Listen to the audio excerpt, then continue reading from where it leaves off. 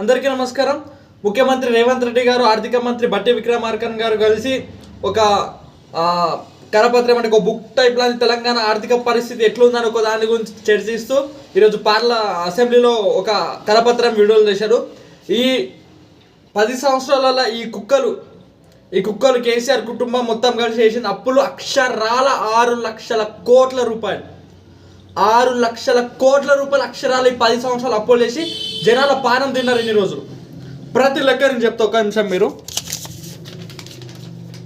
2014లో రాష్ట్ర విభజించిన తర్వాత తెలంగాణకు వచ్చిన అప్పు 72,568 కోట్లు. ఈ రోజు నాటికి తెలంగాణకు ఉన్న అప్పు 6,71,757 కోట్లు. అంటే ఈ 9 సంవత్సరాల ఈ కేసీఆర్ దొంగ కేసీఆర్ దొంగ